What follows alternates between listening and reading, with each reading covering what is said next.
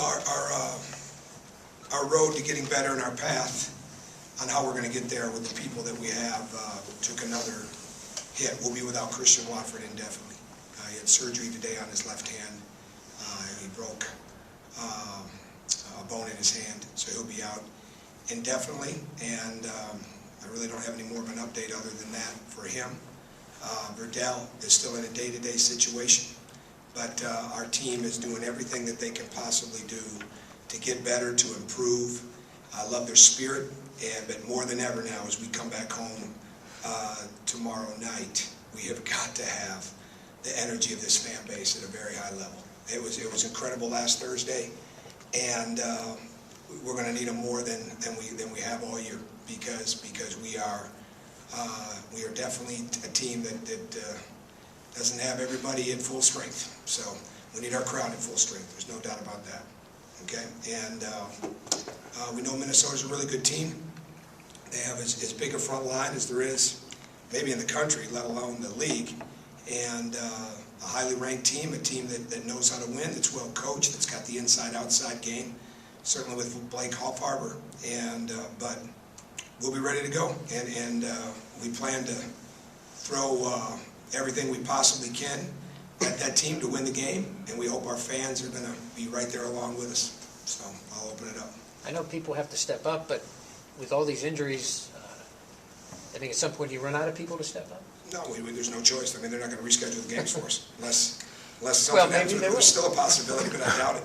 But no, I mean, we just move and we move forward. I mean, there's no way around it, and there's no woe is me.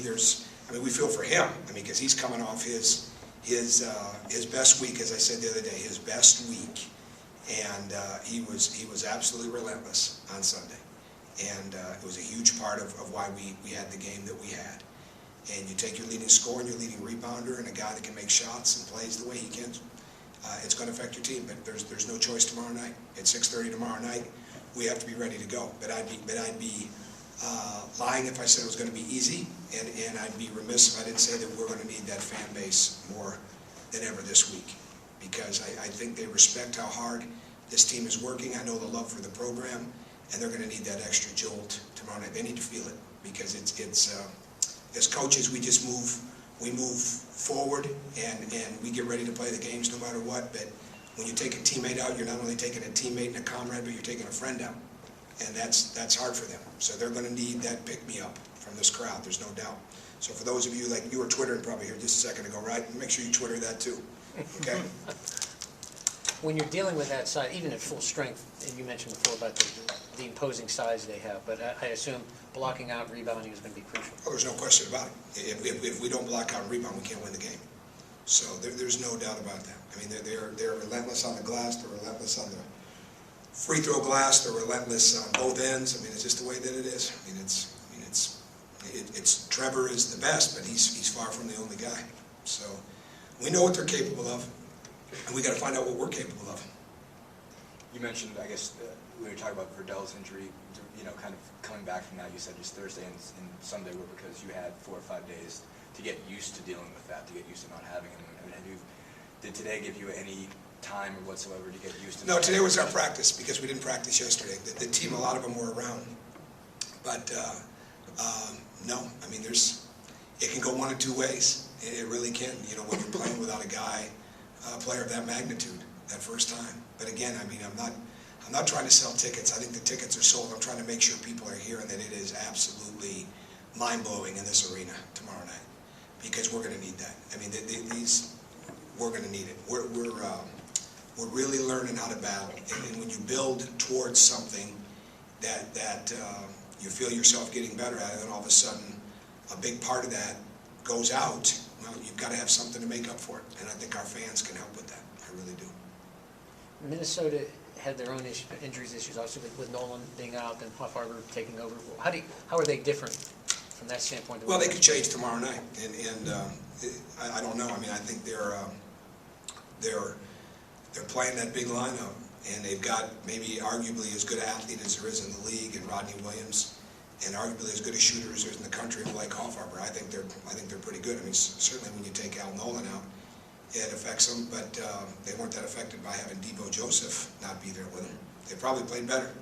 And we know what we're dealing with there. I mean, that's a pro front line. I mean, I'd be shocked if all three of those frontline guys don't end up in the NBA someday. So that's this league, though. That's what these guys came to do, and no one ever said in the recruiting process since we've been here that it would have been easy, and it certainly hasn't been.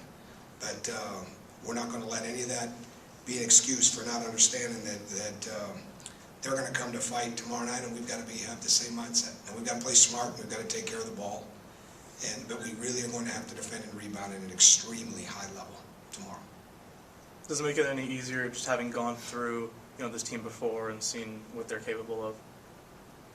Christian played last game. He didn't have a great game, but he was out there. You have to account for him.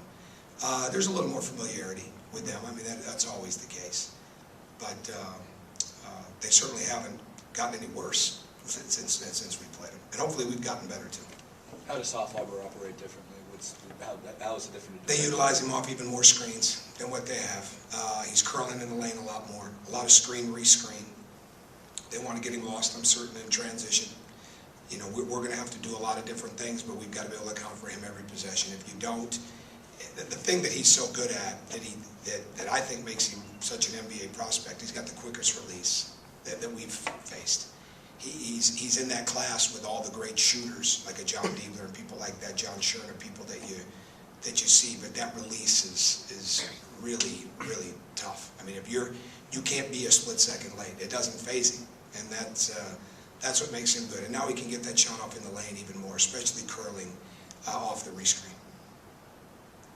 Which hand is it, by the way? With Left hand. Left hand, Coach, with Christian being out, do you try to match them size-wise, or you just try to use your quickness to... Yeah, we did. We called Todd Lindemann, and Harris Machinovich is in town. And I'm trying to get a hold of Brian Evans, so the snow may be keeping him away. So we can't match them size-wise. No, we can't. We can't. We can't even change in that respect. We're not going to be able to do that. We just got to make sure that we understand what we're trying to do. Communication is going to be paramount, but toughness is going to be the key to the night, because we know they're going to bring it. We know they will bring that toughness. And I'm well aware of what Jeremy Mbakwe is capable of, as is everybody else in this league, and it's certainly the same with their other guys. Anything else? I guess the question is, do you then go, I don't know if you can say this or you want to say this right now, but would you totally go the opposite way and say, if they're going to go big, we're going to do it? Oh, no, I don't think you do that. I think you got to be prepared to do a lot of different things in the game. But no, I don't think you can look out there and think you're going to put four guards. Now, again, it's early. These guys haven't crossed the street yet to try to go home, or, who knows? I mean, it's just that way right now. But no, I don't think you go out there with four guards and do that. But we're going to have to play a lot of different ways, and we've certainly been planning that since last night. Really, well, since yesterday. I mean, had a pretty good idea. Guys like Jeremiah and Tom are really stepping up in terms of offense, just being more aggressive. How encouraging is that to see them? Very encouraging, absolutely. I mean, there's no question. I mean, if a guy's out there right now, he's got to have the confidence to play both ends of the court, and there's no doubt about it. So, I mean, they're getting better, and we're going to continue to. You just need guys to continue to bring what they're capable of. It's not about, well, we need more from this guy, and this guy needs to bring X amount of points. I don't think you can ever do that. I don't think you can put that on somebody. You just need everybody to absolutely bring even more than what they thought they were capable of. And that's usually, it's not, well, I'm going to shoot more. It's, I'm going to guard better. I'm going to rebound better. I'm going to hit first more often. I'm going to run the court in transition. I'm going to sprint back better. Those are the things that you've got to have. And, just play the game. There's adjustments, there's changes, there's tweaks, all those things come in, and then you have injuries that you deal with, and we're gonna coach by feel, the best we can tomorrow. But I'd sure love to not be able to hear like I couldn't hear last Thursday night. I'm sure the players would prefer not to hear me too, to hear the fans over me. So that'd be a benefit to them.